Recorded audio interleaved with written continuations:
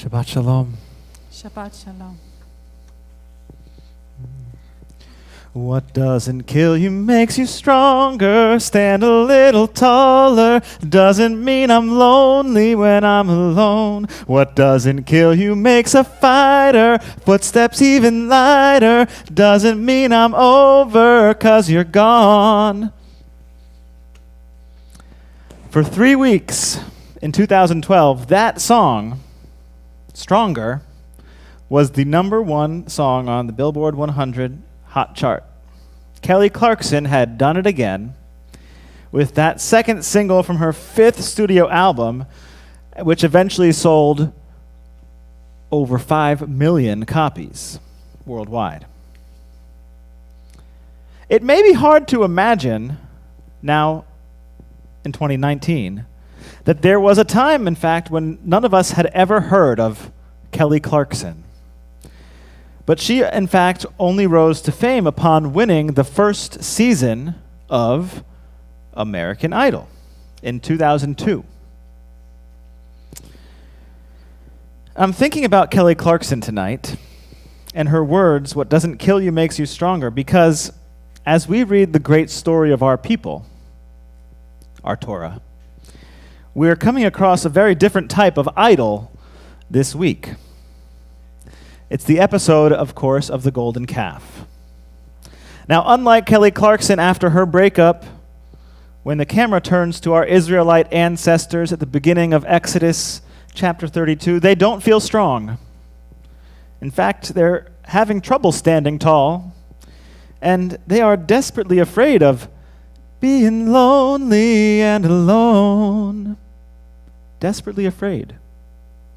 Torah tells us, when the people saw that Moses was so long in coming down from the mountain, they gathered against Aaron and said to him, "Come, make us a god who will go before us, because that man Moses, the one who brought us out of the land of Egypt, we don't know what's happened to him." Now, despite their assertion, the Israelites' assertion a few weeks ago in our reading, that they would na'aseh v'nishma, that they would do all that was commanded, and despite God's grand show of fireworks and theatrics at Sinai in giving the 10 Commandments, #2 of which says, no molten idols, the people are afraid. You see, Moses had guided them from the bonds of slavery through the plagues and the sea all the way to Sinai and into the wilderness. Moses had reassured them when they were frightened of God's presence. And Moses had, in fact, sort of been an intermediary for the people. But now he's been gone 40 days, and they're afraid. Who will lead them on further? How will they continue to make their way to the promised land? Moses is gone, and it sure does not feel like Kelly teaches that what doesn't kill you makes you stronger. To our ancestors, it feels like a time to try to take control, to find something to worship, to praise, and to turn to with their fear of the future. Unfortunately, Aaron, Moses' brother, doesn't try to stop the Israelites. And in fact, he gives them instructions to bring the gold, and when they do so, he casts it into a mold and creates this golden calf. And the people are so relieved to have that idol in their midst that they proclaim, "This is your God who brought you out of Egypt." And the next day they bring it, this golden calf in the middle of the desert. They bring it sacrifices. And in case you don't remember the general gist of what happens next, it goes something like this. God gets angry. Moses negotiates with God not to kill everybody, and then loses his temper himself when he gets down the mountain, smashing the tablets containing God's word, and eventually authorizing the Levites to kill some 3,000 of the offenders, even though he just bargained with God not to do just that. It is a really rich story with a vast and beautiful interpretive tradition. But what I'm really drawn to about the Israelites' idolatrous act, that choice to build and worship a molten image as if it were God's self, what I'm curious about is how easy it was for them to slip into that sin of idolatry. It hasn't even been 40 days since they agreed not to do just that. And they agreed to do all that God had commanded. But here we are, in a moment of fear so real that it gives way to this communal act of self-deception. Our ancestors turned in that moment of fear away from a relationship with God's self, with this source of all being, and instead they fall into praising a work of their own hands. How often can the same be said for us today? We live in a time and place where we are still tempted to pray to idols. We are still tempted to worship fame, beauty, wealth, especially here in West Hollywood and Hollywood, and especially right now during awards season. We are still tempted to seek comfort in that ephemeral rather than seeking true covenantal relationship with the infinite breadth of the universe. The political philosopher Michael Walzer describes the phenomenon for the Israelites, and he writes this, that physically, the escape from Egypt was sudden, glorious, complete. But spiritually and politically, it is very slow. A matter of 2 steps forward and 1 step back. Just like our Israelite ancestors, we too might find ourselves afraid or uncertain of the future. We too might be uncertain of the path to our promised land. Yet instead of turning to the source of creation, to the eternal energy that resides within us and beyond us all, I think we too are sometimes guilty of creating golden calves. The calf of productivity, the idol of popularity, the goddess of money, or the god of appearances. And the culture we live in, let's be clear, is not helping us.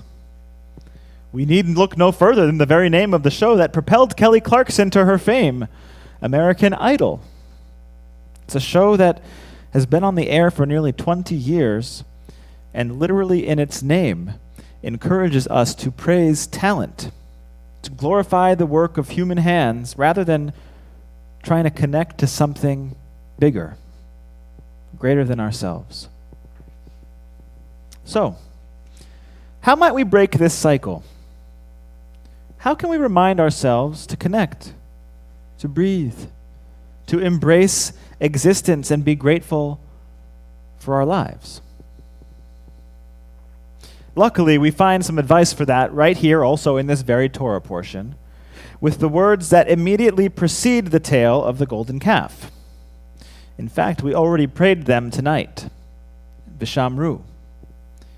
The children of Israel shall keep Shabbat, making Shabbat a sign of the covenant, a sign of that connection to something greater for all generations in all time and space. That's basically what the prayer says. A little bit interpretive translation, but that's the idea. That Shabbat itself, that this moment in time can become our reminder to connect to something greater and not just to worship the work of our own hands. Shabbat reminds us to break the cycle of idolatry. Shabbat offers us a chance to connect to something real, something that dwells within us and beyond us at all times. Shabbat brings our people together to remind one another. We don't need to pray to that God of productivity or fame or beauty or wealth or Facebook or any other. We just need to find ways to make our precious time holy as we travel this small blue dot hurling through the cosmos. In his book, The Bedside Torah, Rabbi Bradley Shavit Artson puts it this way. He writes, Shabbat offers a period of sanity, a time for centering, that is otherwise absent in our culture. Shabbat assures us that there can be 24 hours in which nothing need interfere with spiritual growth, strengthened community, or family. Shabbat is a force for sanity in an insane world. In a culture which awards people status based on their income, Shabbat places money off limits. In a world in which physical strength and productivity are sometimes the pinnacle of human achievement, Shabbat asserts that simply being can be our ultimate source of wealth and contentment. In an age of loneliness and alienation, Shabbat offers us a dependable haven. Rabbi Artson wrote those words 18 years ago. Before American Idol, before Twitter and Facebook, but somehow, at least to me, they still resonate with perhaps even more power than they might have then. Artson reminds us that Shabbat can be an antidote to the loneliness and the fear that we may encounter. It's that same loneliness and fear, I think, that drove our ancestors to try to replace Moses or God self with a calf made of gold. It may not always be easy to see the ways that each one of us might be guilty of creating golden calves. Just like our Israelite ancestors, we too may slip into idolatry and not even quite realize how easily it can happen. But Torah and Shabbat come to remind us that we can always turn away from those idols. We can always turn towards something real. God ultimately forgave our ancestors' indiscretion. Sure, Moses had to beg a little, and we remember those words every Rosh Hashanah and Yom Kippur, and we still will this fall too. But God forgave our ancestors' indiscretion with the golden calf, and that capacity for forgiveness, for self-forgiveness, remains with us today. So may it be for us that, in the words of the prophet, what doesn't kill you makes you stronger. Shabbat Shalom. Shabbat Shalom.